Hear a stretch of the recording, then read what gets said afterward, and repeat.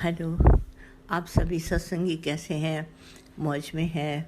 सदा ही अपनी उन्नति की तरफ ध्यान दीजिएगा। और जीवन का पल इतना कीमती है कि जो जाता है फिर वापस नहीं आता। ज़िंदगी में दादा ने ये बात हम सबको सिखाई कि जो चीज़ जाती है समय अनुसार फिर वो आती नहीं है कभी भी, तो उसकी कीमत है। जो जाए और फिर वापस ना आए तो उसकी कीमत है। जैसे हमारा समय चला जाता है तो वापस नहीं आता हमारे पास वही समय।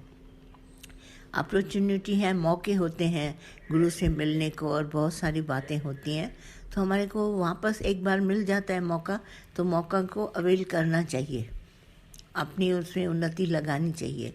तो गुरु एक बार मिलेगा, फिर दोबारा तुम आनाकानी करेगा तो फिर दोबारा नहीं मिलेगा। ऐसे ये जीवन लाइफ हमको मिली है, इतनी कीमत है इसकी, ये ज़िंदगी दोबारा नहीं मिलेगी। खास करके मनुष्य चोला, ऐसे तो आएंगे जाएंगे बहुत संसार में, इसकी कोई बात नहीं होती। और कर्म और धर्म की तरफ कोई ध्यान न दीजिए, बस अपनी आत्मा का निश्चय करिए और समय अनुसार जितना आपको मिले। सांसें जैसे एक बार सांस जाती है तो दोबारा फिर वापस नहीं आती, तो इन सब की कीमत करके राम सिमरन में अपने आप को लगाना चाहिए। दादा उठते बैठते कहते थे बस भगवान का ध्यान, ओम जपो, हरि ओम कहो, राम राम कहो, जिधर भी है सब तरफ से ध्यान न डाल के आत्मा में रखते थे। ऐसे ही देखो भगवान श्री कृष्ण ने अर्जुन को बोला कि सबसे मन हटाकर, मन का विचार, सारा दिन हमारे विचार चलते हैं, कभी इसमें कभी उसमें कभी उसमें, तो इन सभी विचारों को अपने में समाने के लिए क्या बोला भगवान श्री कृष्ण ने? बोला हे अर्जुन, सबसे मन निकालो। और फिर ऐसा भी कहा सर्वधर्मान कर्मान, कर्म भी बोला है, सर्वधर्म कर्म सब छोड़ के। हम लोग सारा दिन कर्मों की तरफ ध्यान देते हैं तो हमारा जीवन नहीं बनेगा। अच्छा कर्म बुरा कर्म हमेशा कहते रहते हैं, तो इसके लिए दादा ने बोला और भगवान श्री कृष्ण ने बोला कि सर्वधर्मान कर्मान परित्यज्य, उसको एकदम छोड़ो और माम एकम शरणम व्रज, मुझ आत्मा की शरण ले लो। तो आप देखो कीमत है ब्रह्म स्वरूप आत्मा, सदैव सच्चिदानंद स्वरूप दादा बोलते थे और आत्मा का ही ध्यान कराते थे और कुछ भी नहीं करते थे। सारा दिन सिमरन और मनन चलता रहता था, मन को मनाते थे बार बार, नहीं भगवान है, फिर बोलते थे भगवान है, फिर भूल गया फिर भगवान है, फिर भूल गया फिर भगवान है। ऐसे करते करते दादा ने हम सब का जीवन ऐसा रसमय बना दिया जो हमको कभी महसूस ही नहीं हुआ कि जीवन की कड़वाहट क्या होती है। और आज भी हम सबको इतना उम्मीद से देखिए, सब हमारे सत्संगी आप सभी को मदद करते हैं इस बात में, भगवान और आत्मा की तरफ। तो इसको अच्छी तरह से अंदर में जानो, जानकर उत्तमता में बैठ जाओ। उत्तमता में ऐसे बैठो जैसे कभी तुम्हारे को कुछ हुआ ही नहीं। अपनी देह की कीमत करो, ये दोबारा नहीं मिलने की। मनुष्य चूल्हा सबसे उत्तम है। सारी दुनिया देखिए, इसमें कुछ भी हमको समझ नहीं, जैसे भोग दुनिया है, और ये जो दुनिया है वो सबसे उत्तम है। तो इसकी तरफ कीमत दो, इसको कीमती बनाओ, एक एक पल इसका कीमती बनाओ।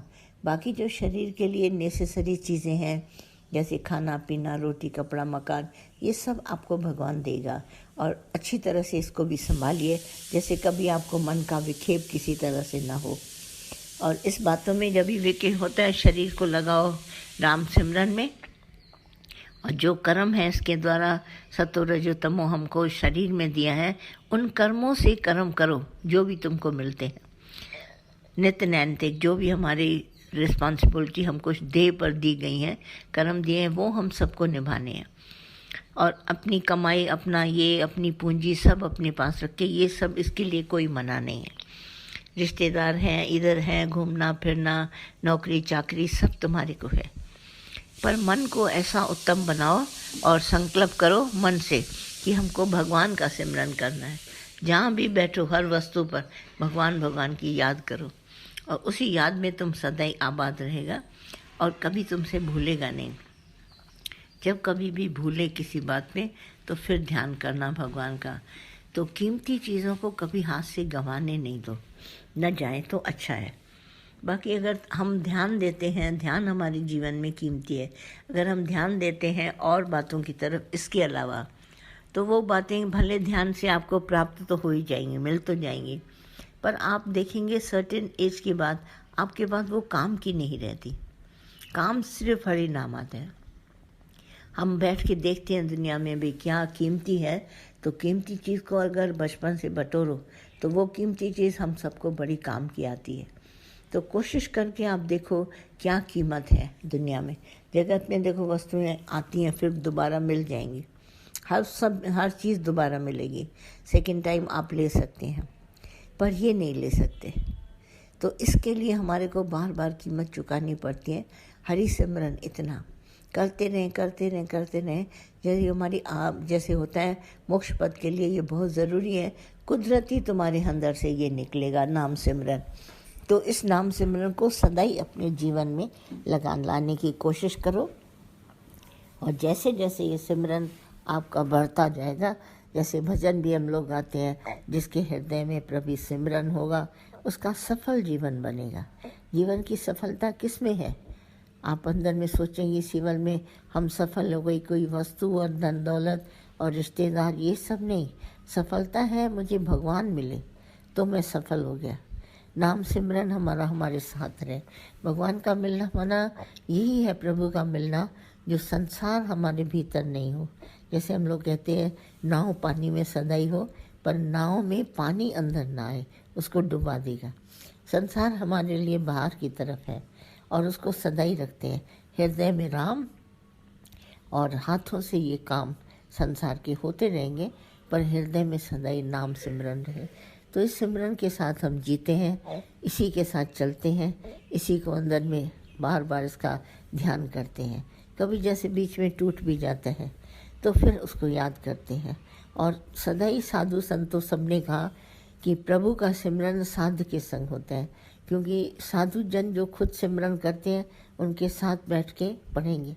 जैसे क्लासरूम्स क्यों बने हैं, 60-70 बच्चे एक क्लास में हैं, तो अगर सब बैठ के पढ़ेंगे, एक मास्टर होता है 60 बच्चों को पढ़ाता है, तो एक मास्टर से 60 बच्चे सब साथ में पढ़ते हैं, कापियों में लिखते हैं, एग्ज़ाम में लिखते हैं, इससे ज़्यादा भी होती है, कहीं कहीं तो बहुत रश होती है। सीखने के लिए हमारे को साध संगत चाहिए। एक ही क्लास के बच्चे एक क्लास में बैठेंगे और एक मास्टर पढ़ाएगा तो उनकी उन्नति होगी। तो ठीक इसी तरह कहीं भी आप जाइए, कोई भी चीज़ आप सीखेंगे तो एक मास्टर होगा, 60 बच्चे होंगे, कभी कम होंगे कभी ज़्यादा होंगे। तो सीखने के लिए हमको साध संगत बहुत ज़रूरी चाहिए। कुदरती ये मनुष्य का जो चोला है, ये देखकर अपने आप ही इधर उधर से वो जपता है राम, तो हम वो राम कहता है तो हम भी राम कहते हैं। ऐसे करके दादा ने हम सबको चढ़ाया, और हमको क्या दे के गए जीवन में? सत्संग का दायरा। और इस सत्संग के दायरे में जिसने शुरू किया सिमरन, उसका आज दिन तक सिमरन चलता ही रहता है। उसको सत्संग के सिवा धीरे धीरे करके ये ऐसा राम रतन धन है भगवान का कि आप जपते रहो जपते रहो जपते रहो, आपके अंदर में शौक बढ़ता जाएगा। जैसे नहीं बच्चे को माँ ज़बरदस्ती तरह तरह का भोजन खिलाती है तो खाने के लिए उसका शौक हो जाता है। फिर जैसे जैसे इसका टेस्ट डेवलप होता है तो उस चीज़ पर आ जाता है, मम्मी मुझे ये चीज़ चाहिए, मम्मी ये चाहिए। ऐसे ही हृदय में, ये तो जीव की बात है, रसों में, और फिर कभी कभी रस हम अटक भी जाते हैं रसों में, और ये हृदय का रस है। देखो कैसा जीने के लिए दादा ने हमको ये रस दिया।